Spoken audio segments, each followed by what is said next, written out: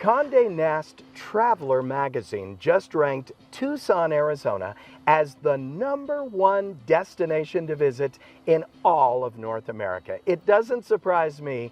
I've always loved Tucson.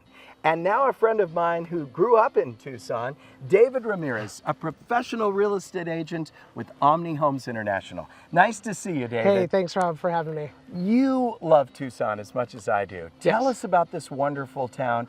And more importantly, it's like several parts of town make up this great city. Where are we now? Hey, Rob, we're on the west side, and local residents coin it west side is the best side. This is one of the few areas in town where you can still find suburban ranch style living. Most homes are on an acre or more, and you can take in our amazing Arizona sunsets with little to no light pollution out here, and a quick jog to downtown, which is about 20 minutes. One of the staples of the west side is Teresa's Mosaic Cafe. It's authentic Mexican food, handmade tortillas in the middle of the dining room, handmade drinks, and it's just a staple if you're going to be visiting the west side. Outdoor activities are pretty much essential to Tucson. They wouldn't live here if they didn't like the sun and being outside. Absolutely. Outdoor activities are in abundance here in Tucson, and one of the favorites that people tracked to the west side. I mean, you have fishing, hiking, biking. You have the Loop, which is just a short jog, and it'll take you all along the Santa Cruz River to downtown.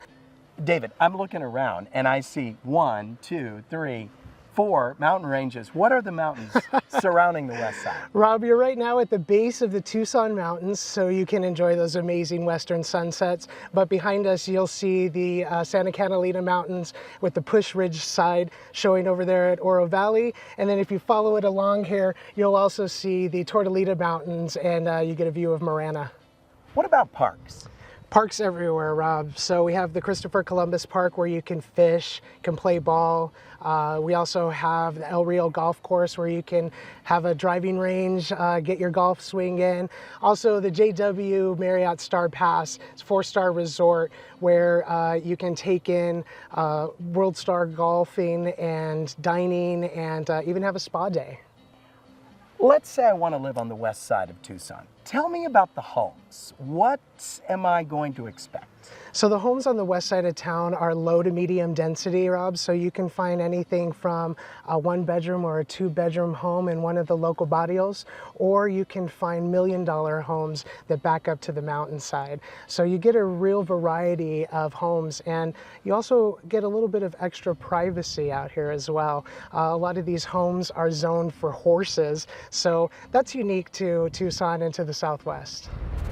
Coming up, if you're seeking eco-friendly communities, affordability, and top-rated schools, the east side of Tucson may be the best. We explore next.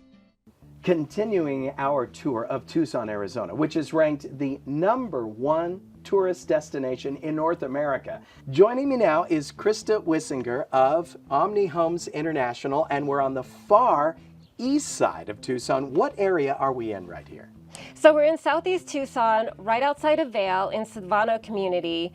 And Savano is like an eco-friendly community, kind of artsy. And Savano community is a great area. You have sustainable living. You have mixed use here. We have residential combined with commercial lots. Why do people choose living out on the east side? Tell us about the homes, the affordability. What is the desire to move east? A lot of the desire for that area southeast is Davis-Monthan is really close. You have a lot of military families coming in there.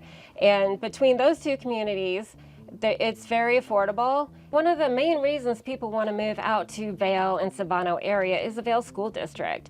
It has one of the highest ratings in the state of Arizona. And you know, if your children go there, if you live in Savano, your children will go to the Vail School District. And if your children go to the Vail School District, they're going to leave no child behind, and they're going to excel, and they're going to do everything to help your children excel in school. Who are some of the major employers that would draw people to the east side? So Amazon distribution centers out there now. There's Davis-Monthan Air Force Base.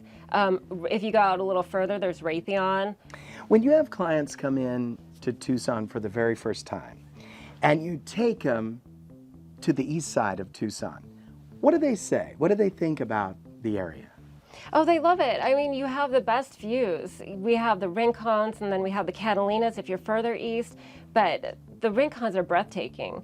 And when you're driving into that community and seeing the homes and like the mountains behind them, it's beautiful. Coming up, if older homes, unique restaurants, and a vibrant arts scene are what you seek, Barrio Viejo just may be the best part of Tucson. Come explore with us right after the break. Well, I live in Barrio Viejo, which I find one of the best places to live. I find the food to be incredible. Restaurants are within walking distance of wherever you're at. I think some of the hardest points is actually figuring out which one you want to go to because they're all delicious. Barrio Viejo is one of the oldest neighborhoods in Tucson. And there was a lot more to it back in the day. There has been some gentrification that has come in through, but the houses that are there, some date back to the 1800s. There's a lot of revitalizing that's happening down there. So you are getting a mix of old meets new, and some, they're actually merging the two together. So with new construction, somebody's coming in and revitalizing an old piece of history that could be, over 100 years old. We get a lot of tourists and Tucsonians coming down to the Barrio Viejo area. One other great thing that pops through is El Tour de Tucson, and the family area, the family bike rides actually go through the Barrio Viejo area. Sizes of houses can range anywhere from 800 square feet all the way up to 4,500 square feet, maybe even more, depending on how big their lot is. You'll see a lot of more of a Spanish feel down in the barrio with the homes, a lot of color.